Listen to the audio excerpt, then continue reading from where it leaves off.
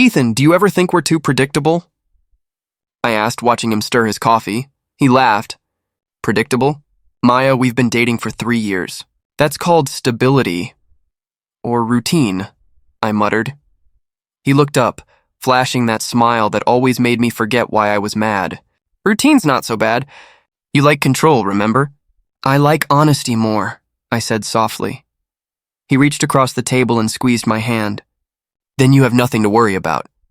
At that moment, I believed him. I always did. Ethan had that way of making lies sound like promises wrapped in warmth. When we first met at Cole & Hart Marketing, he was the senior strategist and I was the girl who carried too many notepads and forgot her lunch every other day. Need a coffee? He'd asked back then, flashing that grin that made half the office trip over themselves. I'd said yes before realizing I was late for a meeting. He'd laughed, held the elevator door, and said, "Then I'll make it a quick one, rookie." That was Ethan. Charming. Confident, impossible to ignore. Now, 3 years later, I sat across from the same man, trying to convince myself that nothing had changed. Clara's really fitting in, Ethan said casually, breaking my thoughts. Clara? I repeated. The intern? He nodded. Yeah, she's sharp. Reminds me of you when you started. I was never that talkative, he chuckled. That's because you were too busy trying not to look at me. Arrogant much? I teased, but his smirk stayed longer than usual, like he enjoyed the memory more than he should have. Later that evening, I walked past his office to drop off a report. The door was half open. Ethan's laughter echoed inside, light and easy. Then came another laugh, soft, feminine. Clara. I froze. Don't tease me like that, Ethan said, still laughing. My heart skipped. Her reply was muffled, but his tone changed. Lower, smoother. I stepped back before they could see me. My chest tightened, but I told myself it was nothing. Ethan was friendly with everyone. It was just a joke. Just laughter. Still, when I got home, the silence pressed harder than usual. Liam called around 10. You sound off. Rough day? Just tired. Work or Ethan? I sighed. Both, he chuckled softly. That man's got you running circles. He's not that bad, I defended automatically. I didn't say he was bad, Maya, just confusing. You give too much of yourself to people who don't notice. That's not fair. It's true. I could almost see his expression, gentle, sad like he wanted to say more but knew he shouldn't. Anyway, I said, forcing a lighter tone, how's your campaign going? Terrible. My client thinks hashtags are witchcraft. I laughed, grateful for the distraction. See? He said. That's better. There's that laugh I like. Stop being cheesy, he chuckled. Someone has to, since your boyfriend's allergic to romance. Liam. Fine, fine. I'll stop. But seriously, Maya, don't ignore what you feel. You used to talk about everything. Lately, you just defend him. I love him, I whispered. I know, he said quietly. That's the problem. The line went silent after that. The next morning, I walked into the office and found Ethan leaning against Clara's desk, smiling at something on her phone. She laughed, her hand brushing his arm. Morning, I said. Ethan straightened immediately. Hey, you're early. I had reports to finish. Clara smiled politely. Hi, Maya. Hi, I replied, my voice colder than I intended. Ethan followed me into my office. You're not jealous, are you? Should I be? He smirked. You're cute when you try to act serious. I'm serious, Ethan. He sighed, placing his hands on my shoulders. Clara's just a kid. Don't read into everything. I heard you laughing with her last night, and it didn't sound like work. His smile faded for just a second before returning. You really need to stop overthinking. Then stop giving me reasons to. He leaned in, kissed my forehead, and whispered, You're mine, Maya, always. I wanted to believe that. I really did. But something in his tone sounded less like love and more like a warning. When I turned to my desk, I noticed a small photo frame, us at the beach last summer. I looked younger, happier. He was holding me like he meant it. Now, I wasn't sure what he held on to more, me or the idea of control. That night, when I closed my eyes, I could still hear their laughter echoing in my mind. And for the first time, it didn't sound harmless. It sounded like the start of something breaking. "Ethan, why are you smiling at your phone like that?" I asked, leaning against the kitchen counter. He barely looked up. "Just a message from work. The team's pushing a deadline. At midnight?" He slipped his phone into his pocket. "Clients don't sleep, Maya. You know how it is." "I do," I said quietly. "But I also know you used to leave your phone face up." He chuckled, brushing past me. "You're getting paranoid. Maybe I was. Or maybe I was finally seeing what had been there all along." At the office the next morning, Ethan avoided eye contact. He spoke to me only when necessary, his voice colder, shorter. Then Clara walked by, wearing a new perfume. Light, floral, too familiar. Ethan's eyes followed her for a second too long.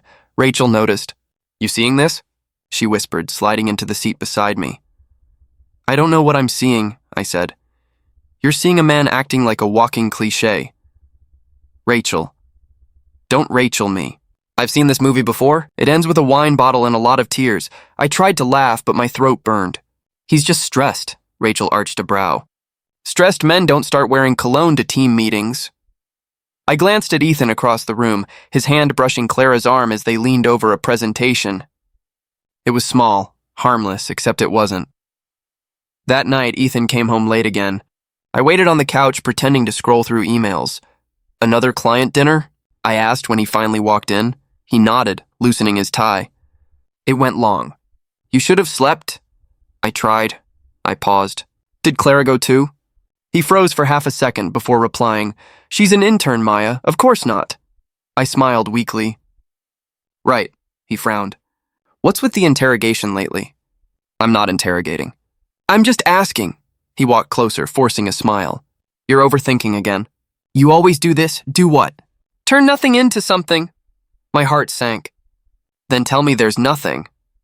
"There's nothing." But even as he said it, his phone buzzed. He turned away, silencing it too fast. The next morning, I found Liam waiting by my car. "You okay?" he asked. "I'm fine." He gave me that look that said he didn't believe me.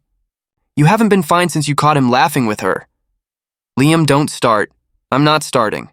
I'm watching you disappear one late-night excuse at a time." I folded my arms. "He's just busy. Busy men don't hide their phones. Busy men don't smell like someone else's perfume." My breath caught. "You noticed too?" He nodded. "Everyone has. Except you're the only one pretending it's all normal." "Because I still love him," I said, my voice breaking. "I know," he whispered. "That's why it hurts."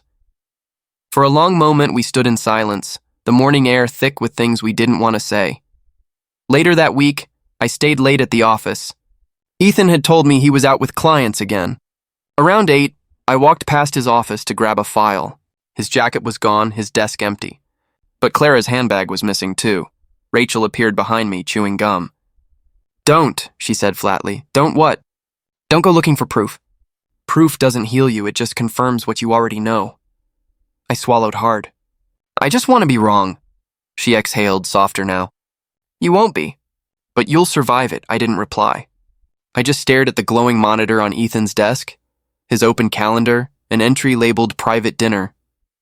No client name. No location. Just that word, private. When I got home, I sat on the bed staring at the empty side he used to sleep on. My phone buzzed. "Liam, you up?" "Yes. Did he come home?" "Not yet. Want company?" I hesitated. "No, I need to face it alone." "Then at least promise me something," he said quietly. "When you find the truth, don't break trying to fix him." I closed my eyes. "I don't know if I can promise that." The door creaked open minutes later. Ethan stepped in, smelling like whiskey and someone else's perfume. "Long night?" I asked. He froze. "Yeah, clients," I smiled, tired and hollow. "You always have the best clients." He didn't answer. He just gave me that practiced grin, the one that once made me melt. But now, all I could see was the crack in his smile. And for the first time, I didn't want to fix it. It started with a vibration. One small sound that shattered everything. Ethan was in the shower and his phone lit up on the nightstand. I told myself not to look. I'd promised him trust. But the message flashed again. "I miss you already." My heart thudded. My fingers moved before my mind could stop them. I unlocked the phone. The screen opened to a thread of messages, her name right there, Clara. Last night was amazing, she'd written.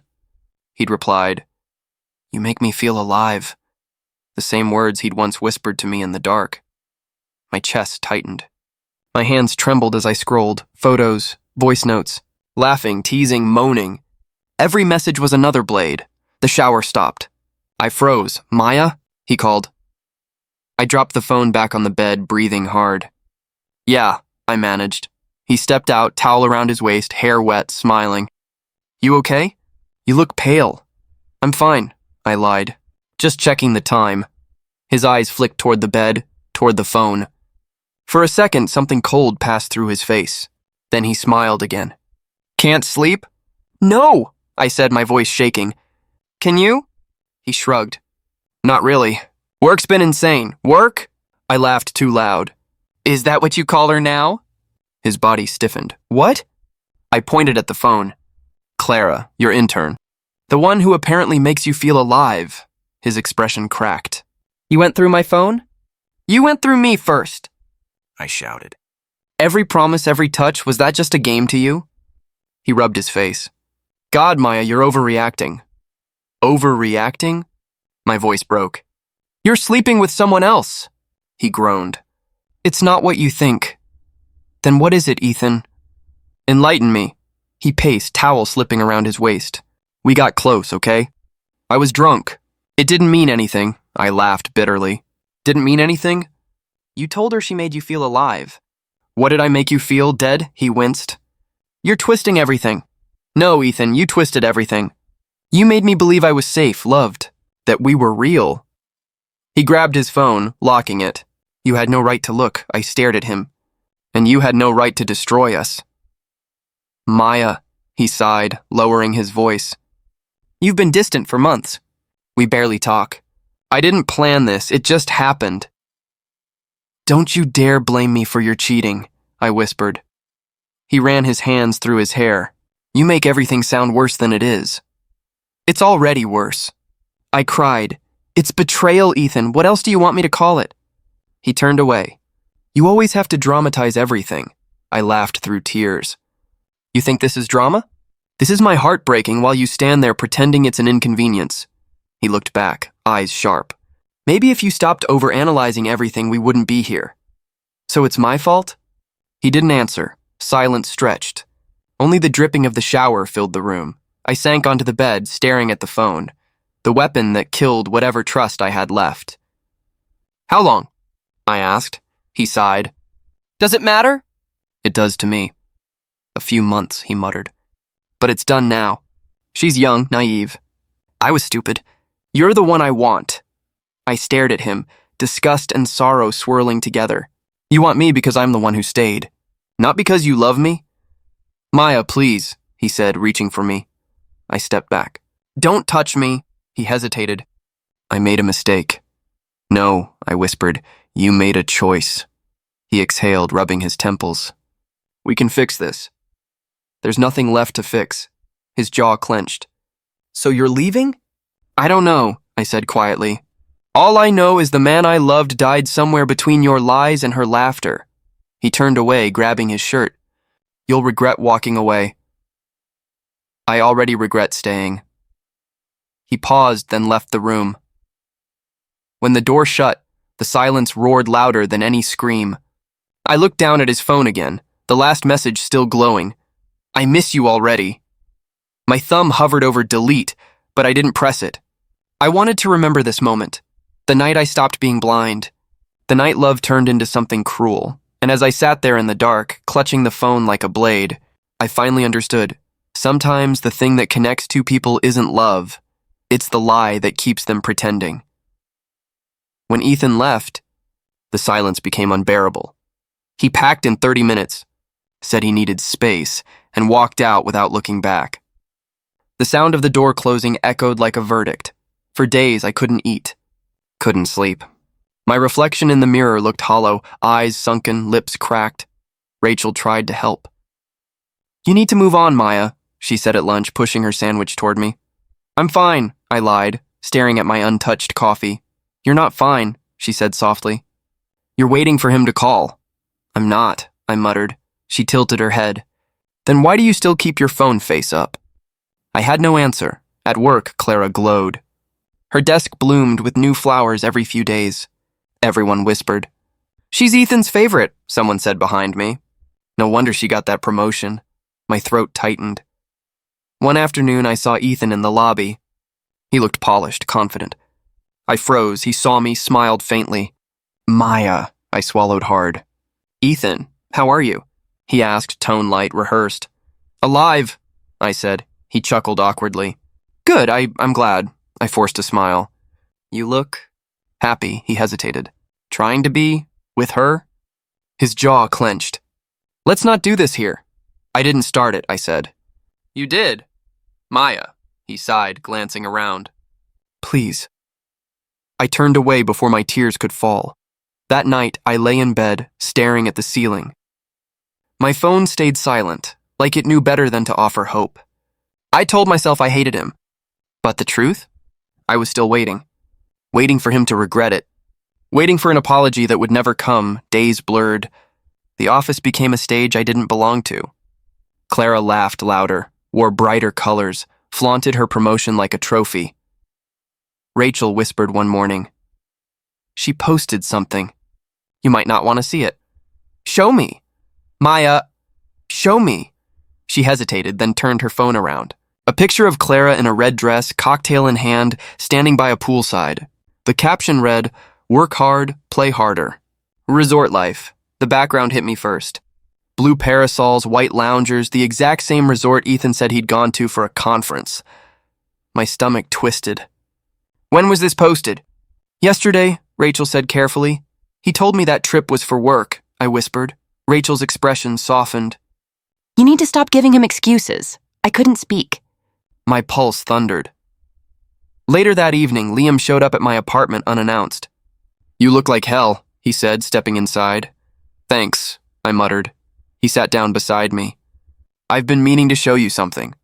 "What is it now?" "Another pity speech?" "No," he said, unlocking his phone. "Evidence." He opened his gallery. A photo appeared. Clara and Ethan at the same resort, arms around each other, champagne glasses raised. I stared at it, numb. "When was this taken?" "Last weekend." "Andrew sent it to me." "Andrew?" "Ethan's boss. He knows about the affair. He's keeping quiet to avoid drama." I let out a hollow laugh. "Of course. Men protecting men," Liam frowned. "Maya, you need to see this for what it is. He didn't just cheat, he built an entire lie around it." My voice trembled. "I thought if I gave him space, he'd realize what he lost."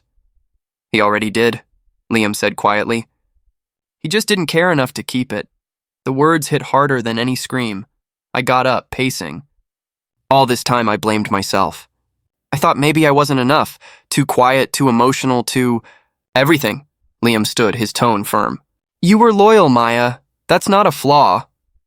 I stared out the window, lights from the street bleeding through the glass. "Then why do I feel like I'm the one who broke something?" "Because he made you believe that," he said. Silence fell. I turned back to him. "Thank you, Liam," he nodded. "You don't owe him your pain anymore." When he left, I sat alone again, but something inside me shifted. I looked at the mirror across the room. For weeks, it had reflected a broken version of me. Tonight, I saw something else, anger, not the weak kind that dissolves into tears. The kind that burns quietly, ready to rebuild from ash. Ethan's lies had become my mirror, but for the first time, I didn't see him in it. I saw me, and I wasn't going to wait anymore. When I handed in my resignation, no one was surprised. Andrew just nodded. "You're sure about this?" "Yes," I said. "Completely." He looked relieved, not sympathetic. That told me everything about loyalty in that office. Rachel hugged me by the elevators. "You deserve peace, Maya." "I'll find it," I said. Eventually, when the doors closed, I didn't cry. I'd already cried enough to fill the silence Ethan left behind. For weeks after, I stayed in my apartment, planning, writing, sketching ideas. The bitterness became fuel. The woman who once begged for explanations was gone. One evening, Liam showed up with takeout and his laptop. He dropped the bag on my counter. "You're starting a business, aren't you?" I raised an eyebrow. You sound certain. He smiled faintly. You only get that look when you're about to destroy something or build it. Maybe both, I said, opening the food. He leaned over. What's the plan? A creative agency, I said. Independent. Focused on small businesses that get ignored by people like Ethan. He whistled. You're serious. I don't joke about revenge, I said quietly. He studied me. You're doing this for yourself, right? Not for him. Does it matter? It should. I looked away. Maybe it started because of him, but it won't end with him. That night we brainstormed until dawn. He handled the tech side. I wrote the pitches. The walls that had once echoed with Ethan's voice now carried mine. By morning, the company had a name, Phoenix Studio. Liam laughed when I said it aloud. Fitting. Too dramatic? Maybe, but it's you. The first few months were brutal. Sleepless nights, rejections, self-doubt that crept in like smoke. Still, I pushed through. I didn't just want to rebuild. I wanted to prove that I could survive without permission. Every late night felt like carving a new version of myself out of the ashes he left behind. One night, as I typed out a proposal, Liam looked up from his screen. You've changed, he said. Good, I replied. Not bad changed, he added. Just sharper. I had to be. Does it hurt less now? Not less, I admitted. Just differently, he nodded. You're finally looking forward instead of back. I smiled faintly. I buried that woman, Liam, the one who waited by the phone hoping for closure. She's gone. A few weeks later, I stood in front of the mirror with scissors in hand. My hair fell to my shoulders, uneven at first, then deliberate. Each strand that dropped to the floor felt like shedding old skin. When Liam saw me the next day, his eyes widened. You cut it. I needed to, I said. He smiled softly. You look free. I feel lighter, I said, like I can breathe again. Soon clients started calling. Small ones first, then bigger names. The same companies Ethan once claimed were out of my league. I worked day and night, no breaks, no distractions. The exhaustion was nothing compared to the fire driving me. One morning, Rachel called. You're trending, Maya. I blinked. What? Phoenix Studio just won the Clark campaign. It's all over LinkedIn. I froze, heart racing. Clark Media had once been Ethan's biggest client. Guess who recommended you? She added. Who? Andrew. I almost laughed. The man who said I couldn't handle pressure? People love a comeback story, she said. That night, Liam and I celebrated with cheap wine. To the woman Ethan underestimated, he toasted. To the woman he doesn't know anymore, I replied. He looked at me for a long moment. Do you ever miss him? Sometimes, I admitted. But I don't miss me when I was with him. That's progress. Maybe, I smiled. Or survival. After he left, I sat by the window, the city lights flickering below. My reflection looked different now, stronger, calmer. The kind of woman who didn't chase love anymore, but power, peace, and purpose. The woman Ethan broke was gone. In her place stood someone unrecognizable, someone who knew her worth, someone who didn't need anyone to tell her she was enough. I had buried her, the fragile, hopeful girl, and from her grave I'd built myself. It started with whispers, tiny, harmless ones that grew louder every week. I didn't look for them. They found me. Rachel slid her phone across the cafe table one morning. You might want to see this. What is it? Ethan, she said flatly. Your ex just lost the merit campaign. I blinked. The one he bragged about for months? The same. Client dropped him for unethical conduct. She sipped her latte. Apparently Clara was involved. I laughed under my breath. Of course she was. Liam looked up from his laptop. You're not enjoying this, are you? Maybe a little, I admitted. But I didn't do anything. He smirked. That's what makes it better. I leaned back, the sound of rain tapping the window. Funny how karma works faster than lawyers. Rachel chuckled. Guess someone else finally caught him lying. Later that day, I got a message request on social media from someone named Jessica Lane. Jessica. You don't know me, but I used to work with Clara. Jessica. Thought you should know what's going on. I hesitated, then replied. Me. What exactly? Seconds later, my phone buzzed. Jessica. Ethan and Clara got fired last week. Internal investigation. Clara leaked data to a rival firm. He tried to cover it up. It backfired. I stared at the screen, half in disbelief, half in awe. Me, why are you telling me this? Jessica, because she used to brag about taking him from you. I guess karma didn't like her tone. I couldn't help smiling. Poetic, I murmured. That night, Liam called. You heard, didn't you? I did. And? I didn't lift a finger, I said quietly. It just happened, he chuckled. Maybe the universe's HR department finally processed your complaint. I laughed, surprising even myself. Guess they were overdue. Days later, I walked into a networking event, calm and steady in a black suit. Conversations paused as I entered, not because of pity this time, but respect. People whispered my name differently now. Rachel joined me at the bar. You know he's here, right? I froze. Ethan? She nodded. Came with a new investor. Looks miserable. I don't care, I said, and I meant it. Still, curiosity made me glance across the room. He looked thinner, older. The confidence that once filled the air around him was gone.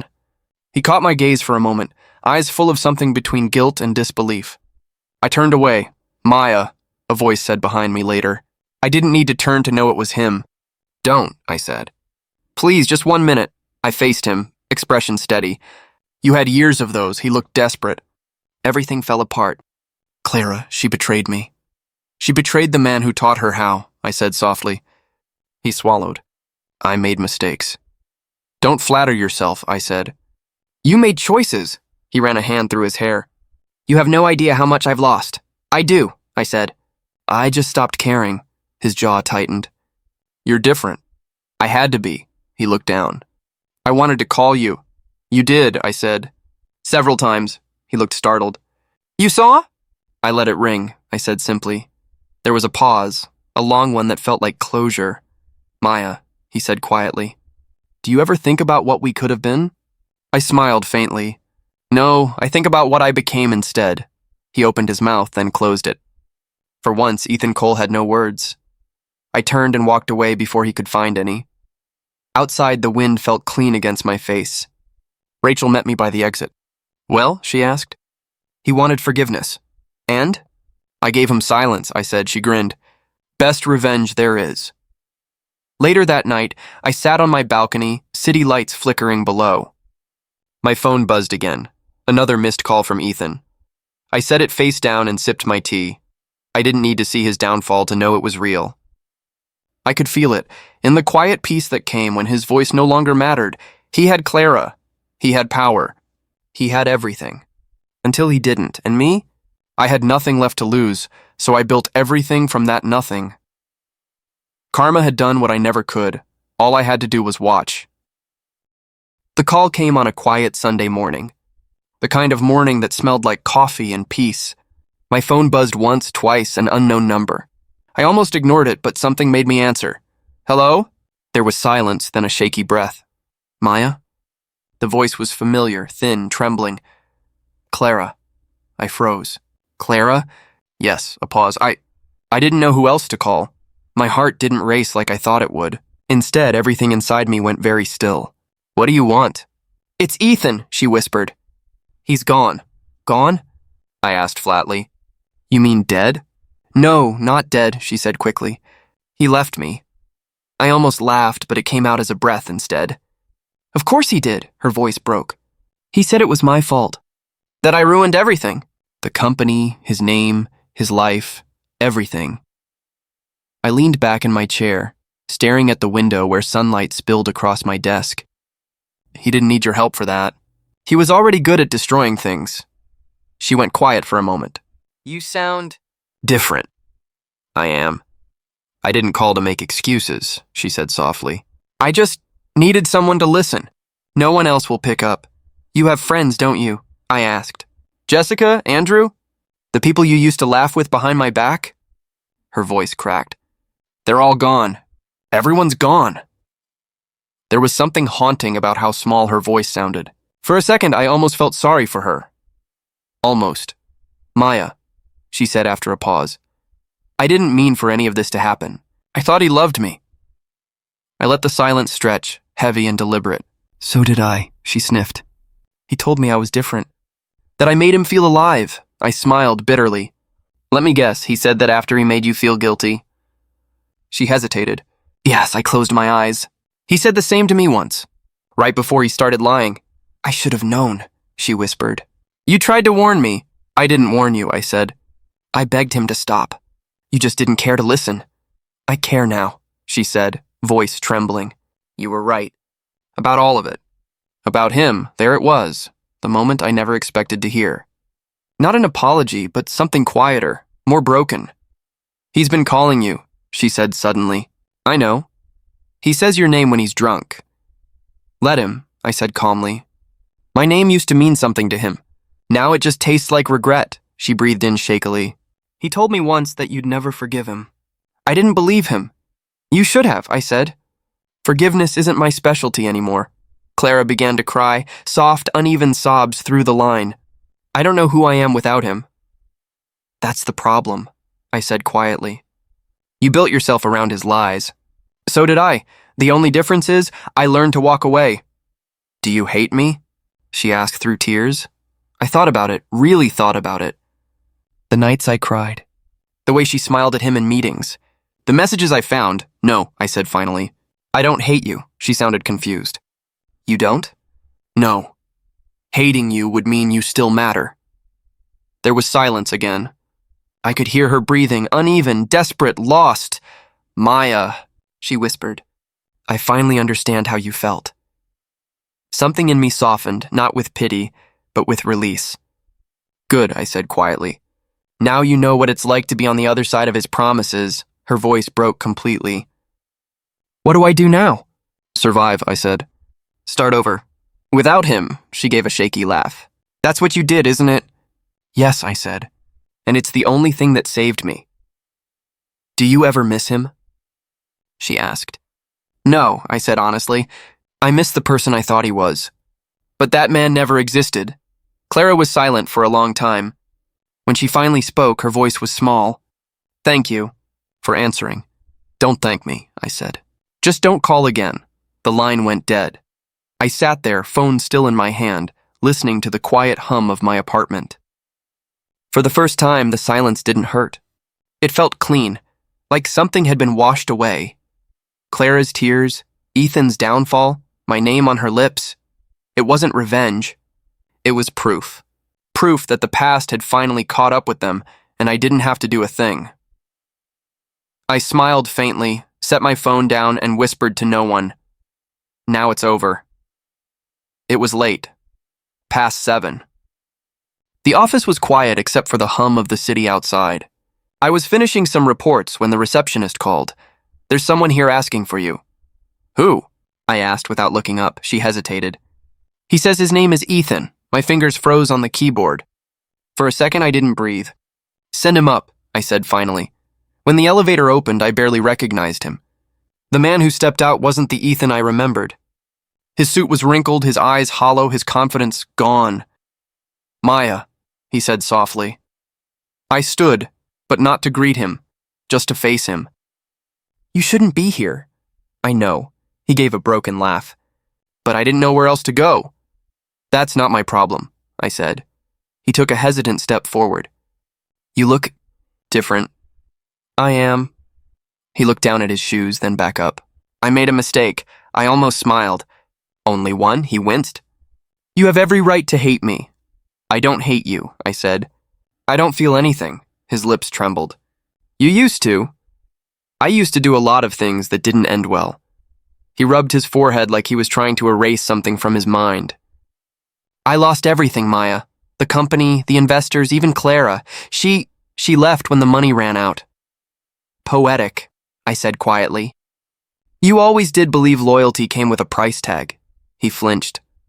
Don't do that, please. Do what? Talk to me like I'm a stranger. I folded my arms. What are you expecting, Ethan? Tears? Forgiveness? He shook his head. Just a chance to explain. You had years to explain, I said. And I had years to listen. We both wasted them. He ran a hand through his messy hair, his voice cracking. I thought I was doing the right thing back then. No, I said. You thought you were untouchable. He looked around the office, his eyes landing on the glass walls, the awards, the nameplate on my desk. You built all this? Yes, he swallowed hard. Without me, especially without you. He exhaled shakily. You're incredible, Maya. Don't flatter me, I said. It doesn't work anymore. He moved closer. I'm not trying to win you back. I just need you to know I regret everything. I tilted my head. Do you regret what you did, or do you regret losing what I became after? His silence told me everything. Exactly, I said. You don't miss me. You miss who you were when I believed in you. He looked down, his voice small.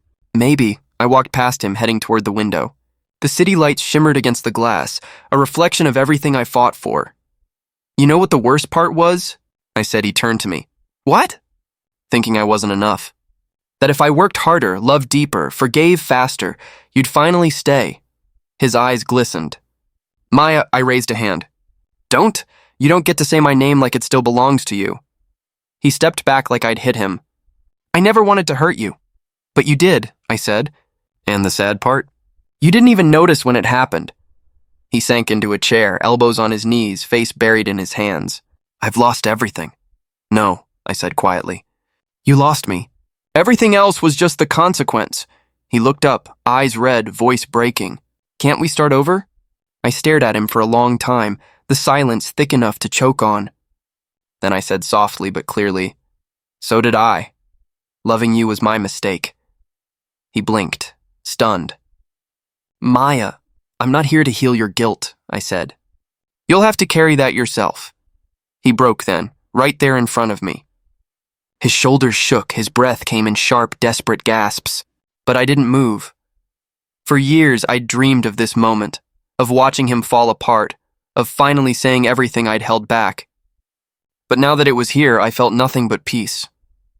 I walked to the door and paused. Goodbye, Ethan. He looked up, tears streaking down his face. Please, don't go. I already did, I said. Then I walked out. The elevator doors closed behind me, sealing the past where it belonged. My reflection in the steel shimmered, calm, steady, free. For the first time, I realized the power wasn't in making him suffer. It was in walking away without needing to. He could cry, beg, remember, but that was his burden now. I was no longer his victim. I was his memory. Coffee or tea? Liam asked, glancing at me across the cafe table. Coffee, I said with a small smile. Some things never change. He laughed softly. You always said coffee was a form of survival. It still is, I said, stirring the cup. Only now I drink it because I enjoy it, not because I'm trying to stay awake crying. His expression softened. You've changed, Maya. I had to. I looked out the window, watching people pass by. Pain forces you to rebuild whether you want to or not. He leaned back in his chair. Do you ever think about him? I took a slow sip, feeling the warmth spread through me. Not in the way you mean. Sometimes I remember, but it doesn't hurt anymore. That's progress, he said. It's freedom, I corrected. He smiled faintly. You deserve that. I looked at him, really looked at him. His calm eyes, the way he listened without judgment, the way his presence didn't demand anything from me. You've been here through it all, he shrugged. You'd have done the same for me. Maybe, I said, but I doubt I'd have had your patience. He chuckled. You underestimate yourself. Maybe, I murmured. Or maybe I finally stopped overestimating the wrong people. He grinned at that, and for the first time in a long time, laughter didn't feel like betrayal. We spent the afternoon talking about everything but the past. Work, travel, silly things. At one point I told him about Olivia Green, a new client I'd met last week. She's opening a wellness studio, I said. Wanted help branding it. Sounds like your kind of project? She's incredible. Quit her corporate job to start fresh. Said she wanted to create a space where people could heal without pretending they're fine. That sounds like something you'd build if you weren't doing what you do, he said. I smiled. Maybe it's something I'll help her build instead. He nodded. New beginnings suit you. Later that week, I met Olivia again. She was bright, her energy soft but grounded. I've heard your story, she said as we walked through her empty studio, sunlight spilling across the hardwood floors. I frowned. My story? She smiled. Liam mentioned it, just a little. Said you know how to turn pain into purpose. I laughed quietly. That sounds dramatic. Or true, she said. Most people let pain define them. You let it refine you. Her words lingered with me long after I left. Maybe she was right. That evening, Liam called. Did the meeting go well? It did, I said. She's starting something beautiful. So are you. I leaned against the balcony railing, the city lights below flickering like little promises. Liam, I said softly, do you ever think we were meant to end up here? He hesitated. You mean, together? I smiled to myself. I mean here, alive after everything, he exhaled. Honestly, I wasn't sure you'd make it out of that dark place. Neither was I admitted. But I did. There was a pause before he said, You didn't just make it out, you became someone stronger. I became someone real, I said. Then maybe it was worth it, he murmured. Maybe, I whispered. But I wouldn't want to relive it. Fair, he said, and we both laughed. Weeks later, I went back to the cafe where Ethan and I had first met. The bell over the door chimed, the smell of roasted beans filling the air. The same table was still there by the window. I sat down, ordered coffee, and waited for the ache that used to come. It never did. Instead, I found myself smiling. Liam's voice echoed in my mind. You've changed, Maya. He was right. I wasn't the woman who begged someone to stay. I wasn't the one who mistook love for rescue. I was simply me, whole, imperfect, alive. Olivia texted me while I sat there. We're opening next week. You should come. It wouldn't have happened without you, I typed back. I'll be there. Always happy to see something new begin. As I pressed send, I realized something. Life had been waiting all along. I just had to be brave enough to meet it. When I stepped outside, the air felt lighter, almost forgiving. Liam called again that evening. Coffee tomorrow? Always, I said. He laughed. Same place? No, I said, smiling to myself. Let's try somewhere new. For the first time in years, the future didn't scare me.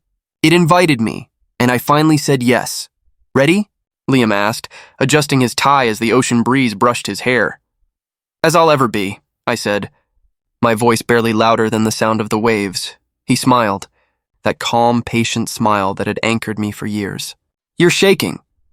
I'm not nervous, I said, though my hands told a different story. Just overwhelmed. With joy, I hope.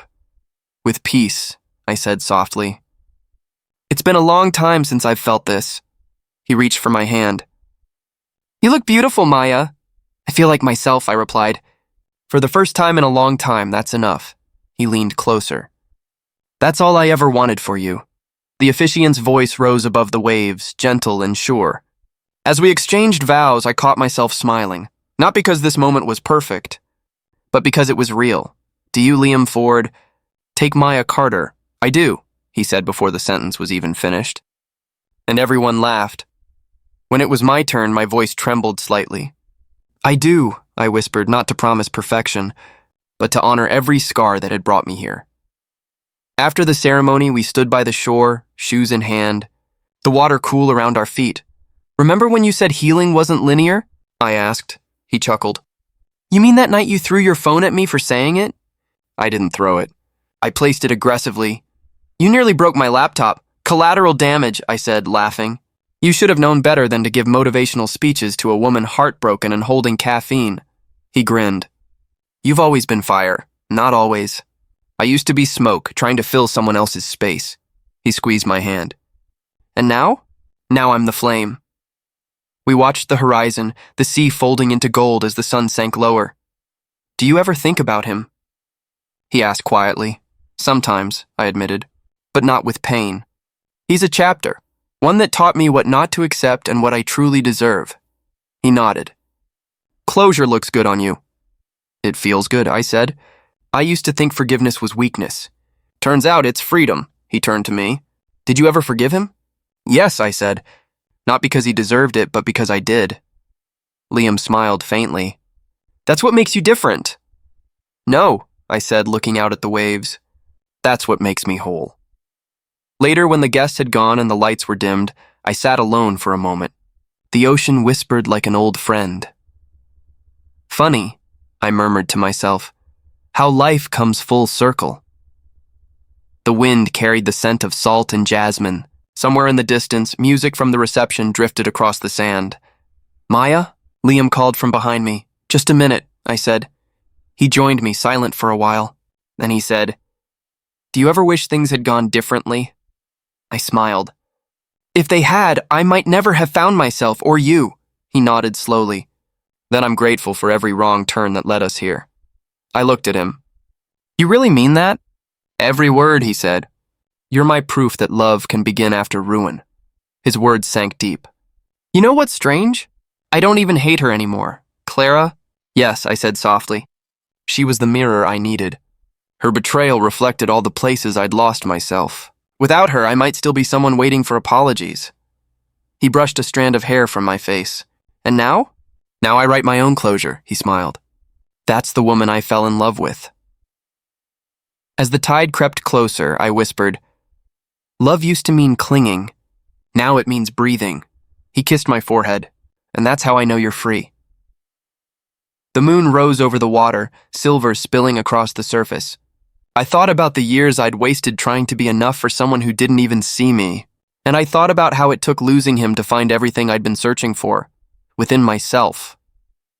I turned to Liam. "Do you think people ever really start over?" He took my hand. "No," he said softly. "I think they rise from what tried to bury them." I smiled. "Then I'm living proof." The waves brushed my ankles, cool and steady. For once, I didn't flinch. When I walked away from that shore, I didn't look back, because for the first time in my life, love wasn't a wound I was healing. It was the freedom I'd finally earned.